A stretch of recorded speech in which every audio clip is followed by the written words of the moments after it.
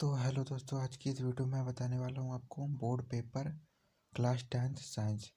अगर दोस्तों आप ये वीडियो पूरा देख लेते हैं तो आप 5 नंबर पक्का कर लेते हैं बोर्ड पेपर में। तो दोस्तों आप ये वीडियो पूरा अंत तक देखें। तो दोस्तों बढ़ते हैं हम अपने वीडियो पे। हमारा फर्स्ट क्वेश्चन है दोस्तों, रासायनिक अपक्रिया किसे कहते हैं, यह कितने प्रकार की होती है, प्रत्येक को उदाहरण देकर समझाएं। उत्तर है, रासायनिक अपक्रिया वह प्रक्रम है जिसमें एक या एक से अधिक पदार्थ क्रिया करके एक या एक से अधिक नए गुणों वाले पदार्थ बनाते हैं। रासायनिक अपक्रिया में कारकों का आणविक संगठन बदल जाता है। रासायनिक अपक्रिया निम्न प्रकार की होती हैं। फर्स्ट है योगात्मक अपक्रिया। जब दो या दो से अधिक पदार्थ आपस में अपक्रिया करके केवल एक ही यौगिक बनाते हैं तो ऐसी अपक्रिया को योगात्मक रासायनिक अपक्रिया कहते हैं। उदाहरण दे रखा है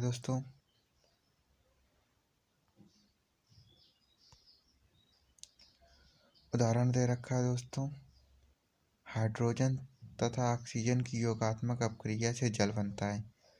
तो ये रिएक्शन है दोस्तों, 2H2 + O2 change into 2H2O। तो दोस्तों इसका रासायनिक नाम जल है। 2H2O को जल कहते हैं दोस्तों। तो दोस्तों बढ़ते हैं अपने सेकंड नंबर पर, प्रतिस्थापन अपक्रिया।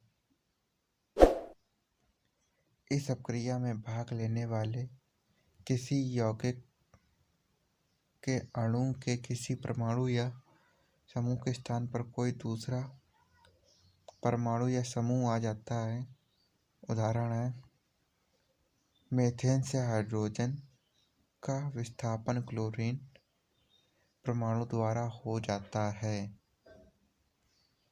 तो दोस्तों इसकी रिएक्शन दे रखी है, CH4 + Cl2 change into CH3Cl + HCl। दोस्तों थर्ड नंबर दे रखा है ऊष्मीय वियोजन अपक्रिया। इस अपक्रिया में यौगिक को गर्म करने पर उसका अणु दो या दो से अधिक छोटे अणुओं में वियोजित हो जाता है, परंतु ठंडा करने पर यह छोटे अणु फिर से मिलकर मूल अणु बना लेते हैं। उदाहरण है दोस्तों, अमोनियम क्लोराइड गर्म करने पर अमोनिया तथा हाइड्रोजन क्लोराइड में वियोजित हो जाता है और ठंडा किए जाने पर अमोनिया तथा HCl संयुक्त होकर अमोनिया क्लोराइड बना लेते हैं। तो दोस्तों रिएक्शन दे रखी है, NH4Cl change into NH3 + HCl। तो दोस्तों ये उत्क्रमणी का चिन्ह है। इसका मतलब है पुनः उसी फॉर्म में वापस आ जाना, उसी माध्यम में वापस आ जाना मतलब। तो दोस्तों हमारा पॉइंट नंबर 4 है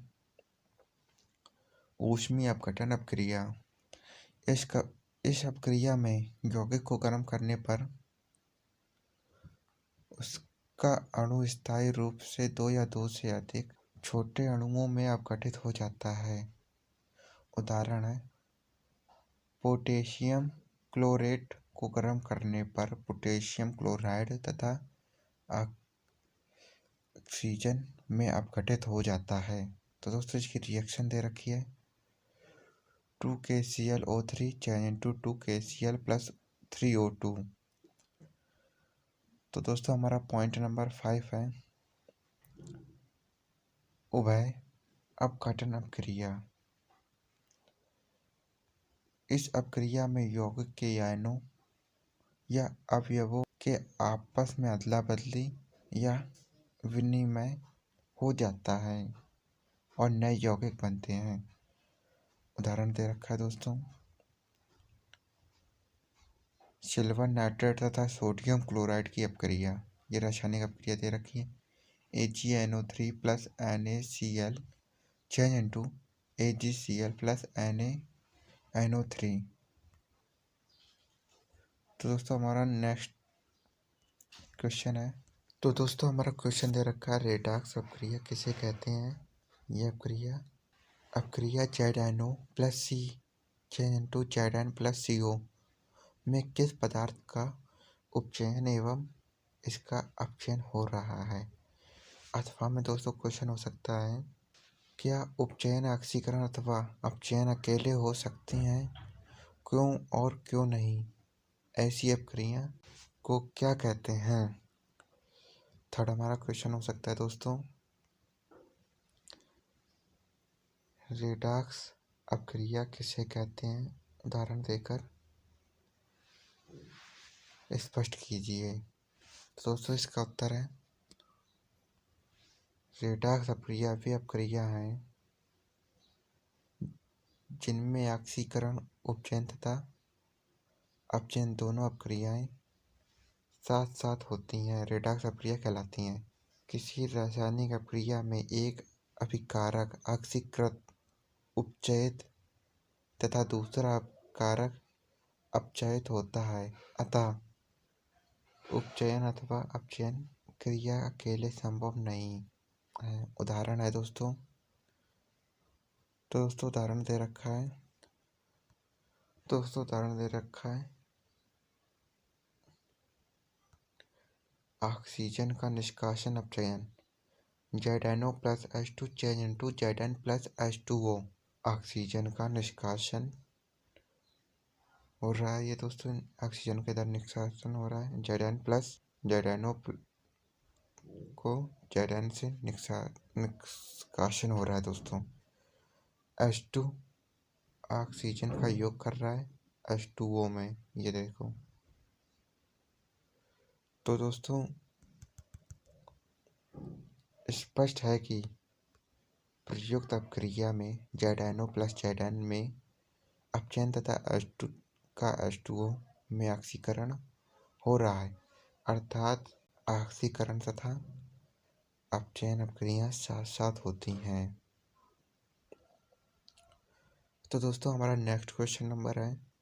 तो दोस्तों इसका क्वेश्चन नंबर है, तेल तथा वसा युक्त खाद्य पदार्थ को नाइट्रोजन से प्रभावित क्यों किया जाता है। तो दोस्तों इसका उत्तर है, तेल तथा वसा युक्त खाद्य पदार्थों को ऑक्सीकृत न होने तथा विकृगंधता को रोकने के लिए नाइट्रोजन से प्रभावित किया जाता है।